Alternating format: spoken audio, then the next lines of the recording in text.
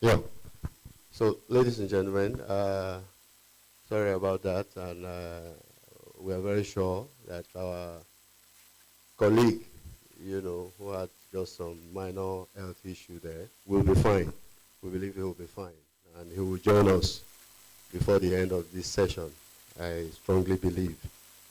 So, like I was saying, this aspect of Zuma Film Festival 2020, for me, is one of the most important aspects of this film festival this year, because it is that aspect that is talking about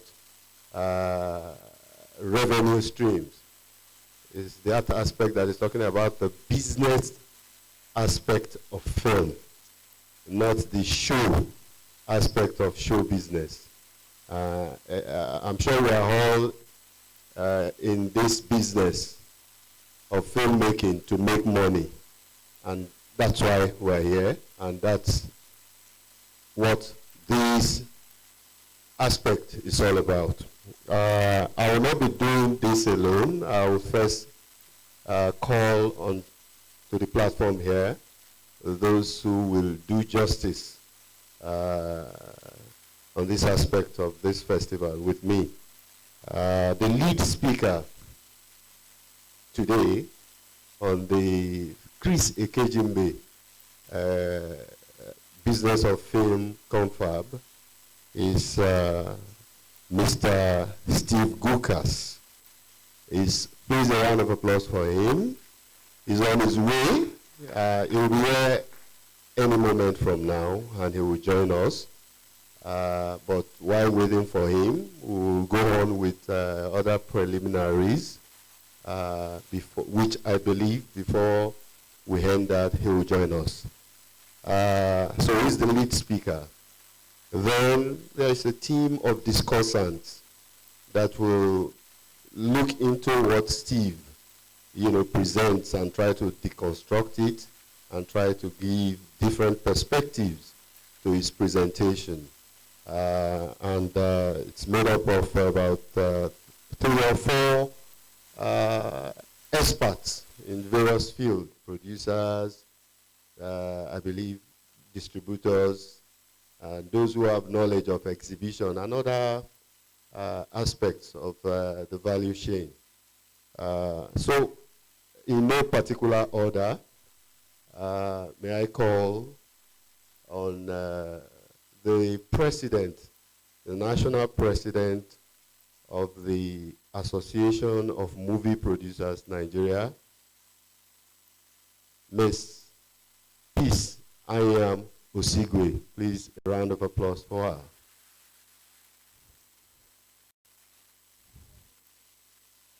No, we go by the current.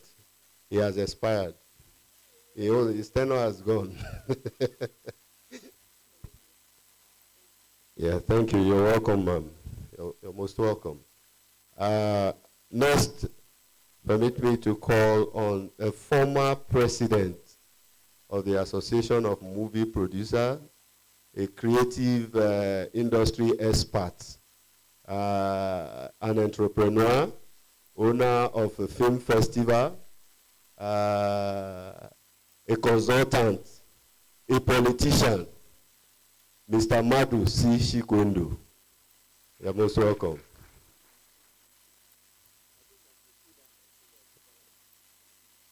Very well. Also, we have another colleague to give, perspective to the topic. Permit me to invite on stage here Mr. Edward Form. Mr. Edward Form.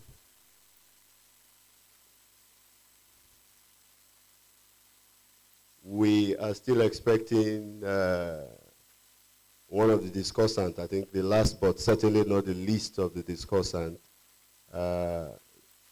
Mr. Stephen Osezua Immobile is not here. I'm sure he will join us very soon too. Thank you. So, distinguished ladies and gentlemen, maybe a little background, to this particular uh, aspect of this film festival, the Chris Ekejimbe Confab on business of film, on the business of film. And that's part of the preliminaries I talked about that we will continue while we're waiting for the lead speaker, Mr. Steve GUKAS, and one of the discussants, Mr. Stephen Osezwa Immobile. Chris Ekejimbe, most of us here may know him. The younger ones here may not know him. He passed 2 years ago at a very young age. I think 47, 48. He was a very distinguished creative colleague. Unfortunately, we don't have a picture of his to project here. But if you can look at me very well, this is Chris Ekejimbe. I'm wearing his t-shirt. This Chris Ekejimbe is a filmmaker. He's a producer, he's a director, and a sound expert. A sound expert and a very committed, one of the, he's been there in the early days of Nollywood. And unfortunately, he passed at a very young age 2 years ago. Some of us who are his colleagues, feel that because he has contributed his own little quota to the development and growth of the industry. He has helped, he's one of those colleagues of ours who has helped to push the envelope in terms of deepening the Nollywood brand, particularly from the business aspect.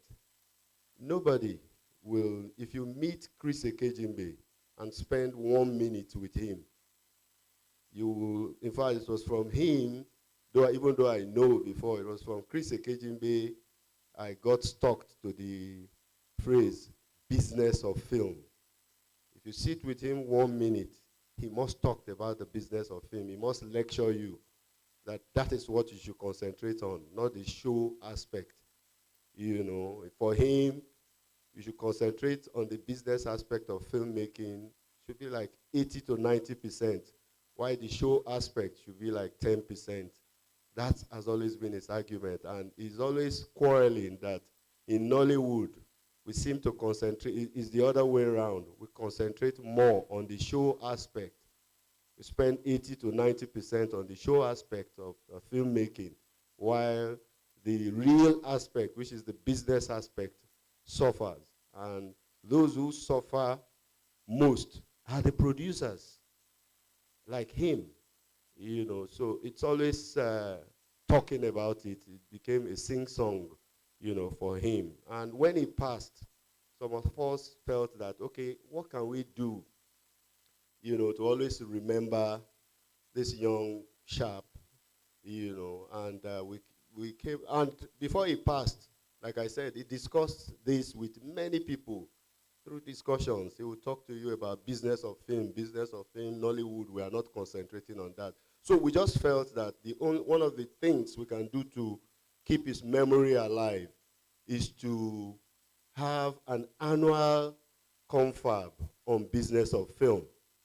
So last year, October, being the first anniversary of his passing, we decided to kickstart the Chris Ekejimbe annual confab on business of film. We had the very first, the maiden edition, October, it was on October 20th, October 20th, 2019 in Lagos. In fact, in the premises of the Nigerian Film Corporation in Lagos, which the managing director, Dr. Shidia MADU, generously gave to the organizers free of charge. In fact, that's the maiden edition of the Chris Ekejimbe Confab on business of film was more or less largely facilitated by the Nigerian Film Corporation.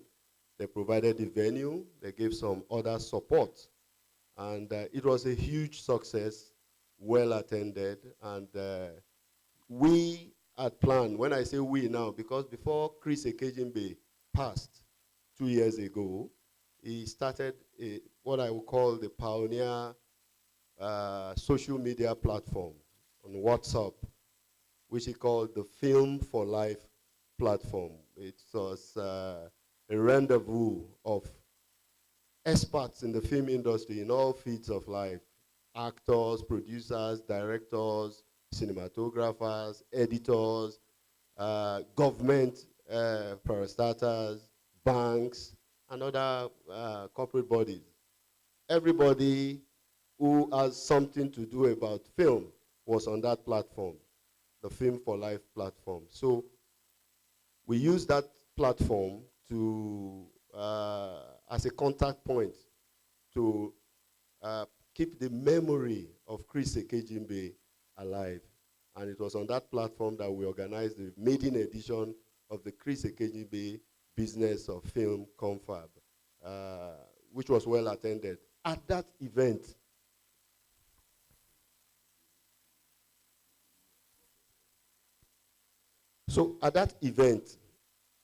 the MD of NFC, the Nigerian Film Corporation, was there. He came, he was one of our special guests. And he made, he relieved, he took the burden off the Film for Life. Like I told you, the Film for Life, we had decided that it's going to be an annual event. Last year was only the maiden edition.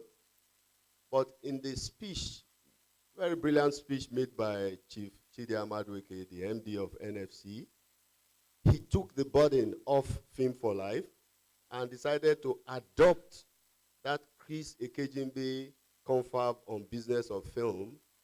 He said he's taking it over and is going to integrate it into the annual Zuma Film Festival, so that it will be an aspect of the programs of event in Zuma Film Festival. I think that deserves a round of applause.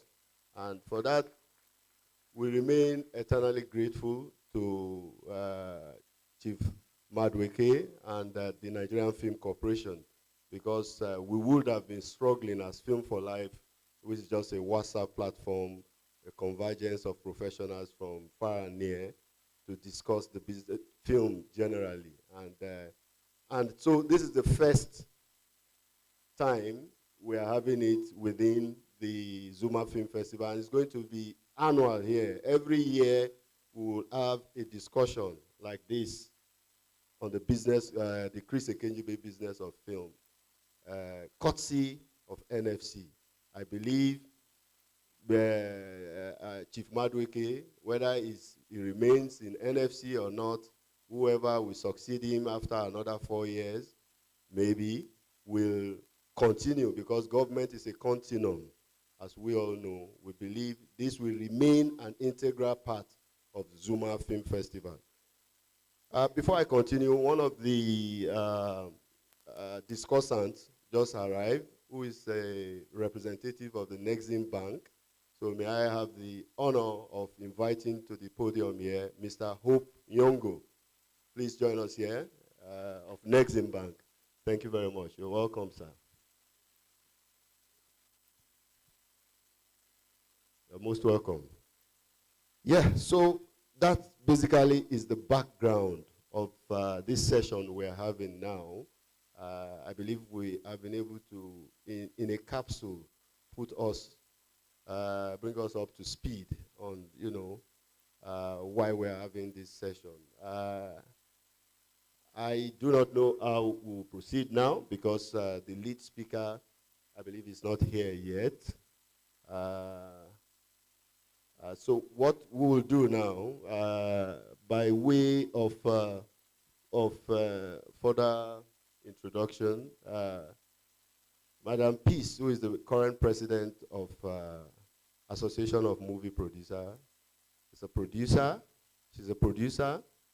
She's the owner of the foremost awards in Africa. Most people prefer to call it Africa Oscar.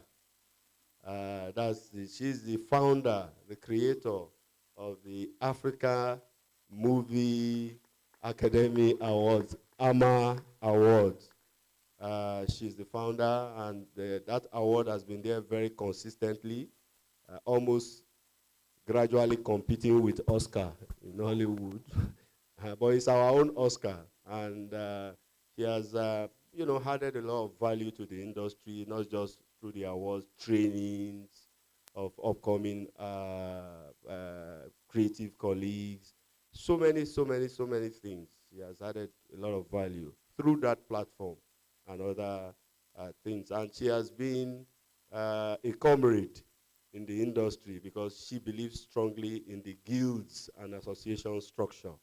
She believes so much in it. And so we will be getting her perspective as an investor in the industry, because she's one of the major investors in the industry.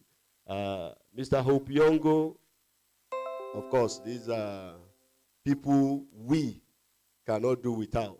We as filmmakers, we cannot do without, and because it's the institution she represents here is one of the many institutions that we look up to fund us, grants, loans, and whatever. So she's here. He's here. We're going to get his own perspective too. Because the bottom line of our discussions here, like I said, is where is the money in the business of filmmaking? Where are the revenue streams? Are the producers getting the longer or shortest part of the stick? So many questions, particularly for us as producers. So those are the things we want to look at. And Mr. Edward is also an expert, and we are going to get his perspective on this. And of course, Mr. MADU CHIKWENDU worldwide will give us both local, national, and international perspective. An international perspective on this very important discourse we're having this morning. So by way of, while we're still, Mr. GUKAS is not here yet, we are going to proceed, and if he joins us, because normally we are supposed to listen to his lead paper and then interrogate his presentation, and from there, go into other things. So maybe I will start with Mr. MADU CHIKWENDU. I've laid the foundation. Let's hear your opening statement, so that we take it from there. Thank you very much. Okay, thank you, Alex, for giving me the floor. And I think in the process, you omitted to introduce yourself properly. Yes, as the pioneer president of Association of Nollywood Corp Producers, he took over from me as Nigeria's representative at the International Federation of Film Producers Associations, and then took the mandate further by becoming the first ever vice president for Africa, for FIAF. It may interest you to know that FIAF is the cinema equivalent of FIFA. Thank you very much. You're welcome, sir. This topic is very interesting because in recent times, I thought Abdul Karim Mohammed is supposed to be here. He organized a conference. It was a virtual conference. And I was invited to discuss a paper presented by Professor Dow Johnson on research, scripting, and indigenous language filmmaking. And towards the end of his paper, Professor Johnson made a very interesting point that dovetails into what we're talking about today. And it was such an interesting point that incidentally this morning I was trying to expand it and publish it, and I'm going to share that later with those that are interested. Professor Johnson now said in his conclusion that in spite of the tremendous output from Nollywood, that Nigeria is not listed amongst filmmaking nations like Mali, like Senegal, like Burkina Faso, like Morocco, like Algeria, and so on and so forth. And it set me thinking that what is film? Is it an art or a business? And how do you determine the value of a film industry? For instance, yes, it is a fact that Francophone cinema, for instance, has been celebrated globally for decades, starting with the father of African film, like Sembene Osmane, Suleiman Sisse, Idris Odrego. These are all Francophone filmmakers. And of course, we had our first Oscar entry for foreign language films only in 2019, but they have been entering their films for decades. And so, how do you value an industry? Is it by the visibility that you get by attending the red carpet? Because interestingly, those Francophone films were never released anywhere. This is what we found out. They only go to festivals. And Professor Kwasi said last year that film is fundamentally a business, not an art form. And if you look at the intellectual basis for intellectual property, which is that the creator of a work of art has the right to benefit from the economic rewards of his creation so as to be encouraged to create more, then you see that we need to find a balance. Is it an art or a business? And I dare say that outside the Maghreb, that is North Africa, Algeria, Morocco, that the entire net worth of the so-called Francophone industry is less than 1/10 of the value of Nollywood. This is a fact. As a matter of fact, with 259 screens in Nigeria alone, the entire Francophone countries, because I have a distribution agreement, so I know, the West Africa one, they have less than 15 screens, 15 cinemas. So what is still more important? Is it the celebration in film festivals, or is it the value of the business? In fact, when I was listening to the earlier paper, the gentleman that was talking, he said that to penetrate a market, that all you need to do is to dub. I respectfully beg to disagree. Because by virtue of our contacts all over the world, I see a lot of people from different countries that want to release their films in Nigeria. And I tell them that we don't even have enough space for our own films, not to talk of your own. So even if you dub into English 10 million times, and you don't have a Nigerian star, I don't have a story that will appeal to Nigeria, it's impossible for your film to have to even be accepted by a distributor. So what is film? Is it business or is it an art? Because at a conference in 2019, the French ambassador told us that for them in France, that they don't see film as just culture, they see film as politics. And so, when you look at Mama Saleh Haroun, Mr. Abad, welcome sir, Mr. B of Vice Company, our friend, the Chadian filmmaker, whose film The Screaming Man was screened at Cannes, and they won the jury prize. But some of these so-called Francophone films are not really Francophone, they are French films. Because all the crew are from France, all the finances from France. The only thing here is a black talking head who is the director. And so at the end, you begin to ask yourself, these Francophone countries, perhaps the same way they are not independent politically and financially, is not the same way they are not independent culturally. So what is important to us again? Is film a business or an art? And let me stop on that since the keynote speaker is here. Thank you. Yeah, so distinguished ladies and gentlemen, thank you, Mr. MADU CHIKWENDU, for that opening remark. We would have just gone around like this, but since the big masquerade we are waiting for just arrived, and so we have to pause and go back to where we were supposed to start from, which is to sit back, relax, and as we listen to the presentation that's going to be made by the lead speaker today, Mr. Steve GUKAS. You're most welcome. A round of applause for him. You have the floor, sir. Well, thank you very much. Well, apologies for coming in late due to unforeseen circumstances. I apologize. Well, thank you so much for the opportunity to talk, have a conversation. Really, it's not me talking.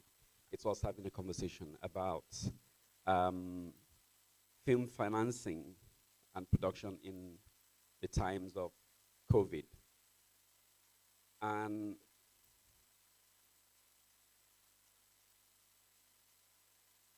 I think the topic really it's the business of film.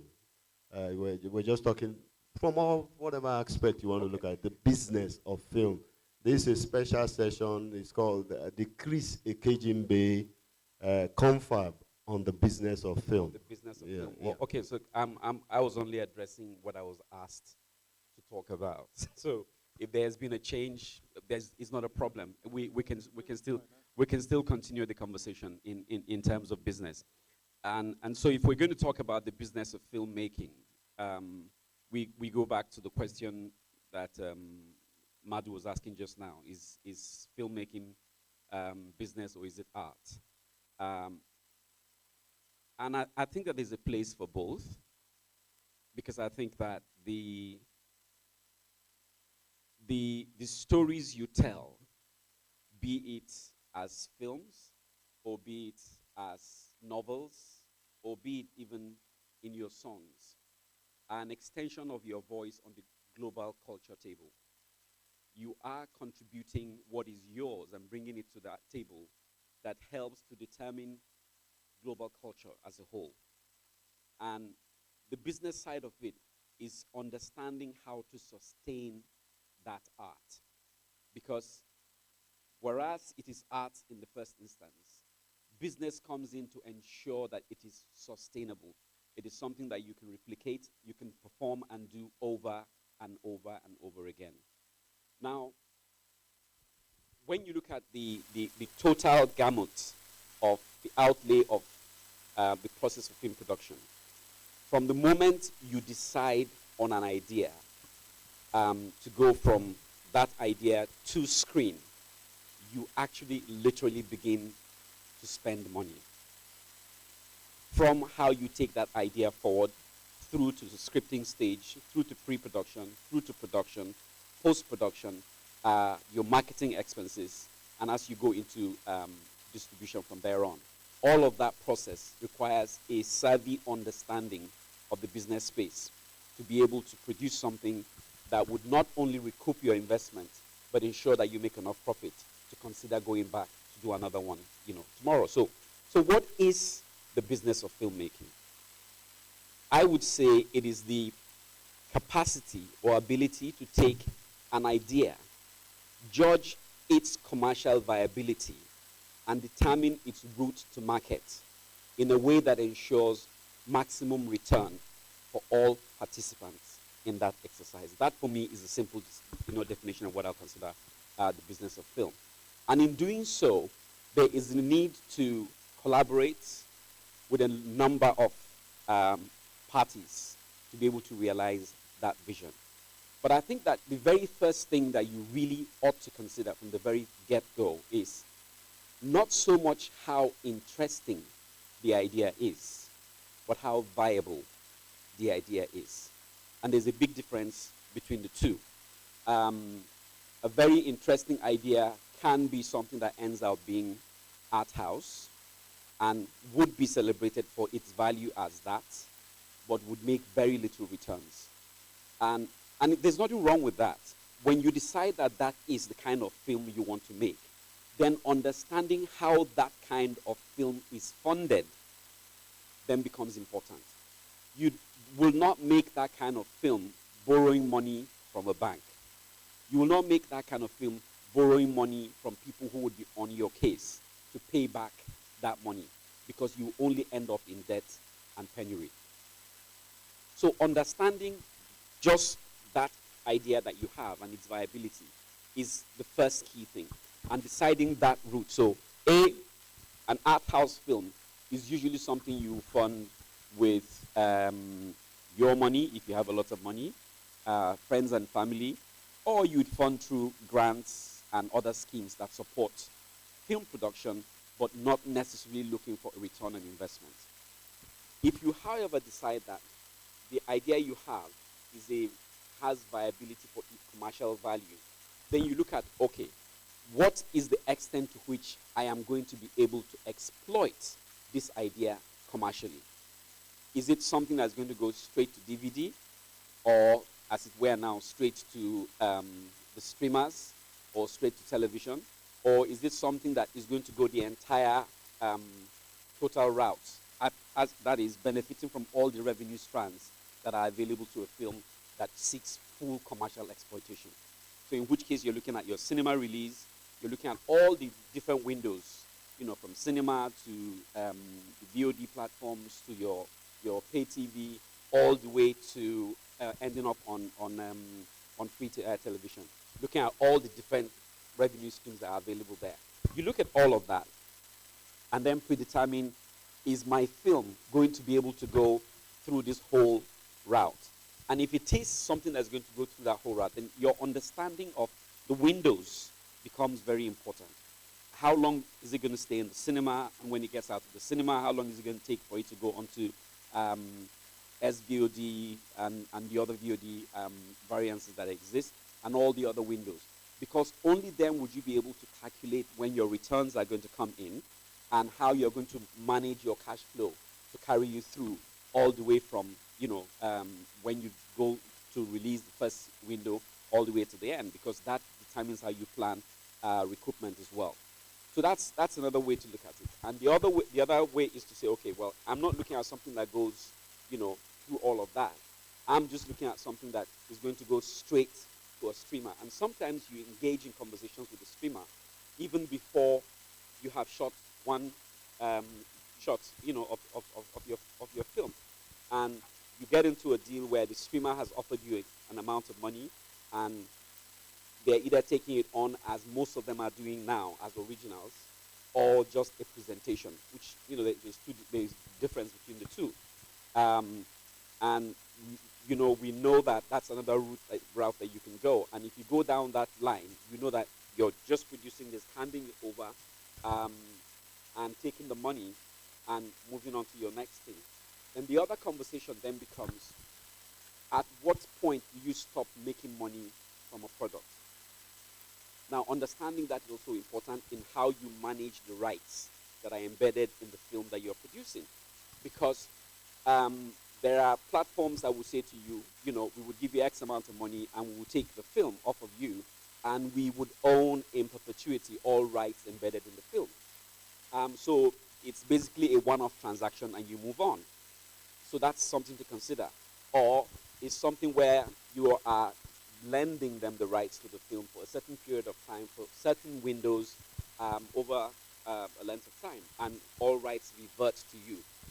Understanding how you make money throughout the life of a film is also important in then understanding how you even release it. Because sometimes the way you release a film can jeopardize the funding or money revenues that is possible for that film, simply because you've miscalculated the windows in the times of release. So understanding that and understanding how long is possible or you want to be making money off of a film is also important. Now, it comes down to then when you have determined what your film is, and you've determined its road to market, and you've determined how long it's possible for you to be exploiting that film, then you get back down to the nitty-gritty of, okay, how do I fund the making of this film? And what are the considerations that I have to put in place to ensure that, so I'll backtrack a bit, because when you've decided all of this, that decision informs who you cast in the film. That decision informs, if you're a producer, who you get to direct the film. It informs what crew you get to put on the film. And so understanding that my film is going to be strictly for the Nigerian market, and therefore I have to play within the dynamics of what the Nigerian market will take to give me the kind of returns that I'm looking for, becomes your consideration. Or my film is something that I want to play internationally, and therefore I'm looking to get acceptance in international film festivals. I'm looking to get distributors and sales agents looking at this film with interest. Again, all of that plays into who you cast, who you get to direct the film, and in fact, what format you even shoot the film on. All of that becomes consideration that you take into view when you are determining all of that. But having answered all of that question and decided that this is the route the film is going, this is who is going to play in it, and this is who is going to, helm it, then the question becomes, how do I fund it based on all of these realities on the ground of what I want to do with the film? And then we get back to, even when you get to a situation where there is, say, a streamer advancing money for you to produce it, sometimes they do not advance all of the money. So you have to find bridge financing to be able to put the film together. And so you begin to look at, how do I provide funding for this? And the avenues open to, unfortunately, the avenues open to us as Nigerian and African filmmakers is very different from the avenues that exist for filmmakers internationally. And therefore, an understanding of the fact that... Oh, okay, sorry.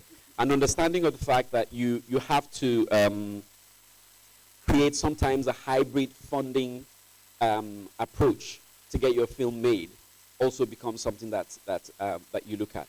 And I would give two examples here. One with the funding of 93 Days, and the other with the funding of Living in Bondage. Both the funding approach to these two films was very different. 93 Days, from the get-go, we knew was the sort of film that might not necessarily be commercially what people will go and sit in the cinema in Nigeria to watch. And in the end, that's what played out. But we approached the funding in such a way that we had total funds required to make the film, and we made back all the money for the film from sources other than commercial sources. So we went down the route of getting grants, getting supports, getting product placements, and that was the sort of story that appealed to that kind of funding approach. We had grants from the Dangote Foundation, we had grants from the Tony Elumelu Foundation, we had grants from Ford Foundation, we knew that it was going to be a struggle to recoup the kind of money we were spending on the film if we went down the commercial route. And that's what I mean by understanding what story you have and how you're making it in the first instance.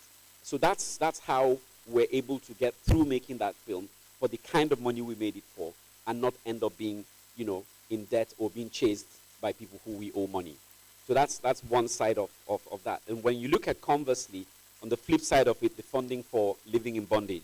Living in Bondage, from our how do you call it, permutations in the beginning, was very clear that this is not the sort of thing you're going to go to any grant funder to say, give me money to do Living in Bondage, because they'll ask you what's the story first, and then everything will fall apart from that point. So we knew it had to be a purely commercial proposition.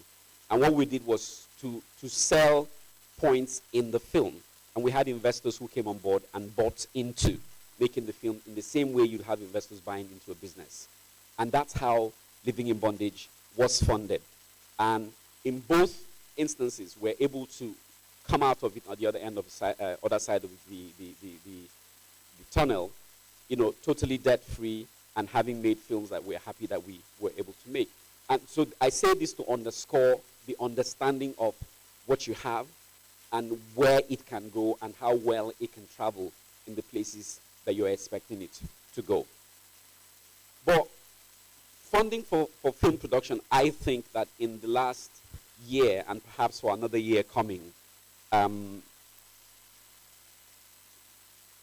would, is, and has been under a lot of strain, because the dynamics and the usual indices that you put on the table to say, I can make back your money, I can do this for you, or if you give me this, I can give you that, have become a bit challenged. Cinemas have been shut for most of the year, and usually the first tranche of your income comes from the cinemas. So that's out of the window. So if that's out of the window, what are the rest of the places available for you to make money? And for everybody, really, both internationally and locally, the streamers have become the saviors, of the day. And therefore, everybody is going to the streamers either to sell what they have or to sell what they want to make. For people who have made films outside of the streamers, the ones that we're seeing in the cinema, you have films that would very easily have made 200, 300 million by now, struggling to make 100 million, you know, in the cinemas. The Alakada Reloaded, only after 8 weeks has it made, I think, 108 million at the moment. That same film last year would probably be talking 200 and something million at this point in time. So explaining the dynamics of funding that kind of film, you know, to an investor now becomes even harder. And therefore, you have to look at, therefore, what the environment, the operating environment is and what it is capable of at the moment. But interestingly, going straight to streamers is also giving returns to filmmakers, the ones that have been able to make it through to them, in a way that perhaps even supersedes what they would have made if they went to the cinemas. So we have, in quote, out there, rumors of people going from $300,000 to as high as $1 point something million for straight to streamer productions. If you look at all of that, in each of those cases, you're having returns in excess of, well, not returns, you're having funding in excess of 100 million coming to each of these filmmakers. The question then becomes, what kind of film can you make for that money, and what do you get to keep, or what do you give up for that kind of money as well? So all of those come into consideration. But in a normal circumstance, the funding, routes are plenty, and what you can do and what you cannot do are there. But in the current climate, I think that to go outside of the streamers, you have to then look at controlled budgets to say, what is it that I can legitimately and realistically recoup? And based on that, I see the scale of productions coming down to be able to accommodate funds that can be raised, to be able to justify returns that can be made. But all of that also, when you're looking at the time when cinema going is, even now that the cinemas are open, not a lot of people are going to the cinemas, not in the same numbers that used to go. So therefore, the publicity push and spend on part of either the distributor or the filmmaker, and in Nigeria, that's actually an anomaly where it rests more on the filmmaker than the distributor to promote the film. And so that requires an extra layer of funding that is over and beyond what you would have had to spend normally. And then the question then becomes the chicken and egg situation. Should you do that, and how much would it return to you? Or if you don't do that, how much are you going to rue that decision? Thinking if you had, you probably would have made a lot more money. So basically, for me, that's the journey of one film in its making and in how you can consider recouping funding from it. The players, in the scheme of it, you go from the producer and his team and the crew that make it, through to the distribution team that take it and move it through the different windows that are available to the film. I think I'll stop here for now. Thank you very much. Please, a round of applause for our lead speaker.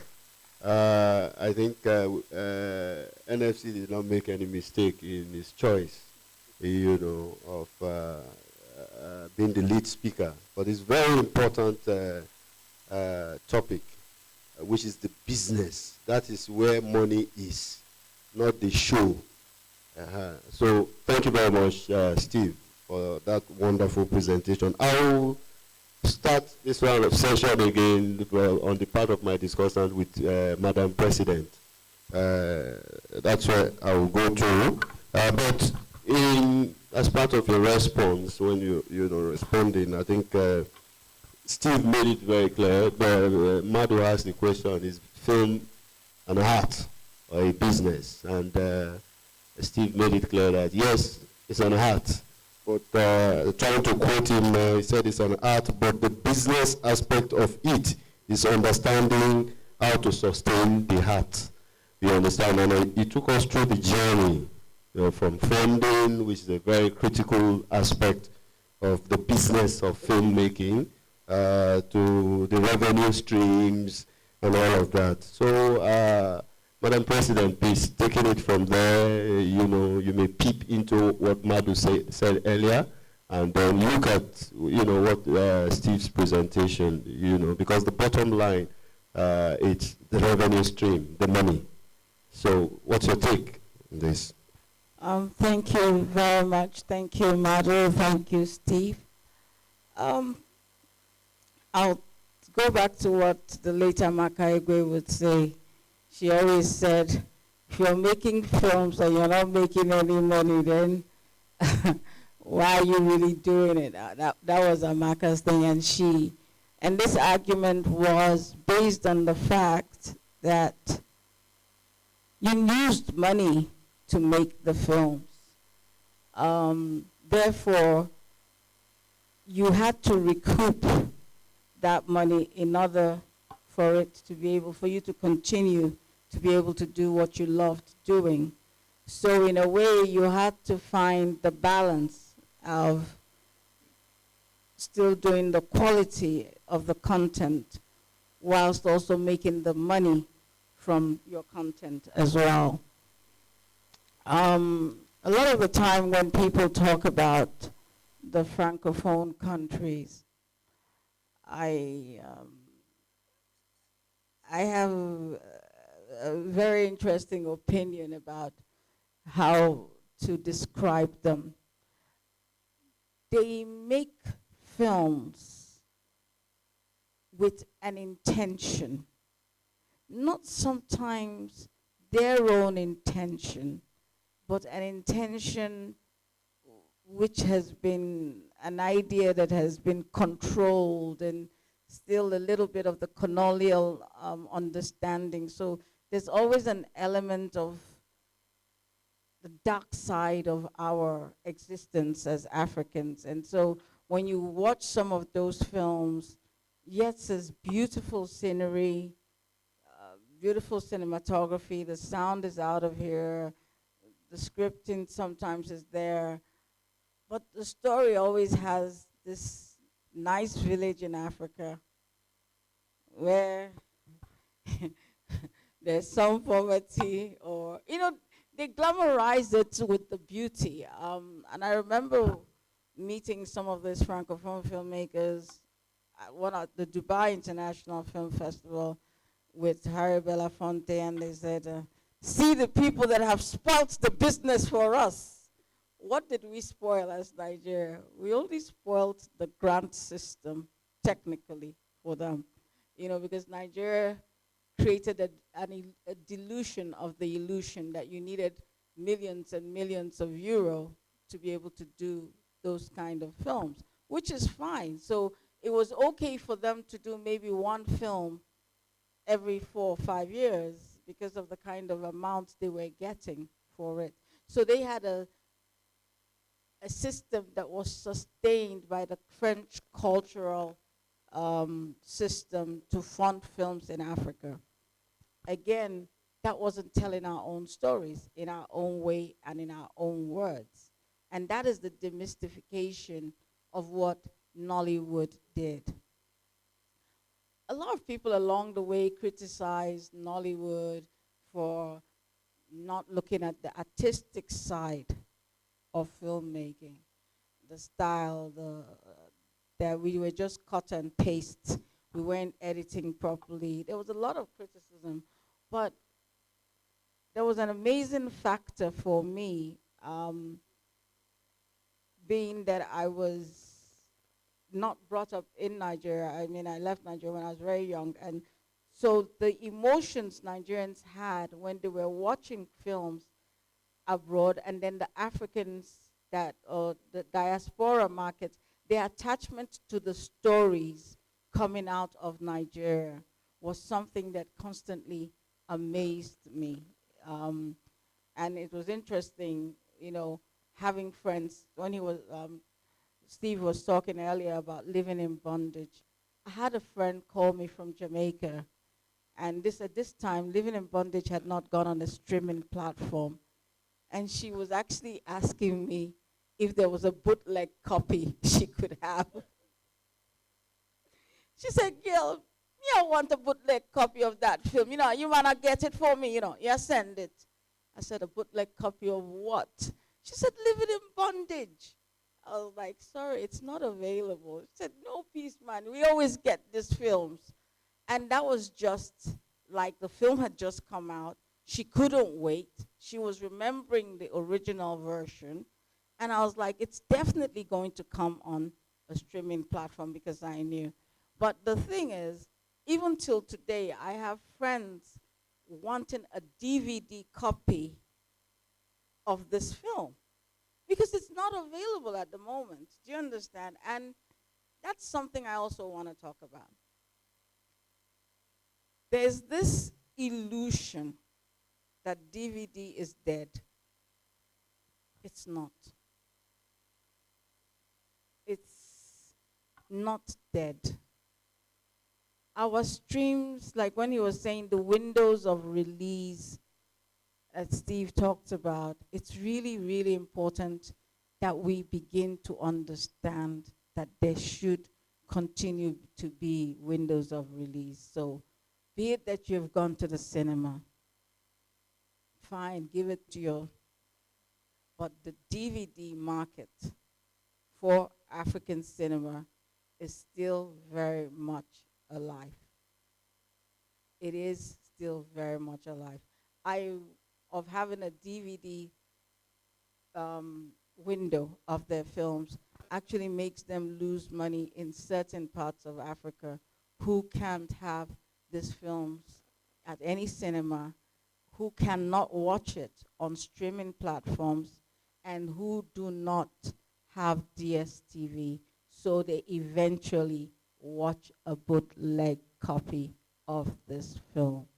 It doesn't matter if the amount of money you're going to make is not really relevant. Maybe you think you've made this whole amount of money from your film. But right now, as somebody that has been on both sides and works around the continent as a filmmaker, I can easily tell of about 4 or 5 films in the last 1 year, and even right now, that would do so well on DVD. One is Living in Bondage. Another one is Rattlesnake, which I've already had calls about. And last year there was Bling Logosians. And let me tell you, every popular Nigerian film ends up being bootlegged on DVD across the continent. You always find a French copy dubbed in some of the African countries, and they're making money. So when you people tell me, oh, DVD is dead, and then I walk into Guinea-Conakry and I see a French version of a Nigerian movie, I feel sorry for the distributor. And this is why I always say to the filmmakers, and I've said it to any distribution company that cares to listen, get the money, understudy the pirates, put the films where the music is, keep it as cheap and as cheerful as the pirates are selling them, make it accessible, send it out, do a deal with countries that have the shop rights. I mean, there are chains across Africa right now. Let's follow the money trail. DVD will not be dead in Africa and in the West Indies and in some parts of, even in England. I mean, people still buy DVDs or Blu-ray. People still do.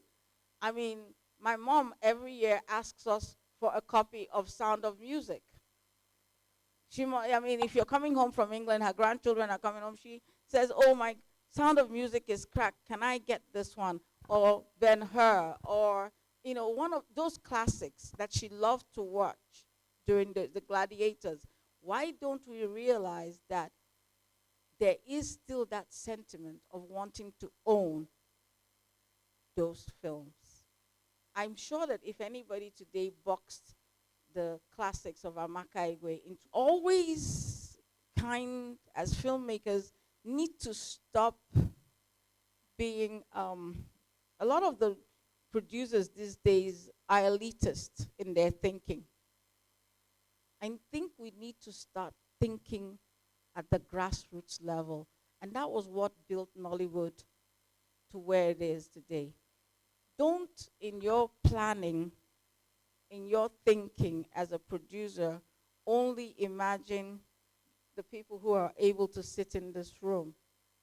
There's a whole community of people who love Nigerian films that cannot afford cinema at the first level. They cannot afford 1,000 naira or 1,005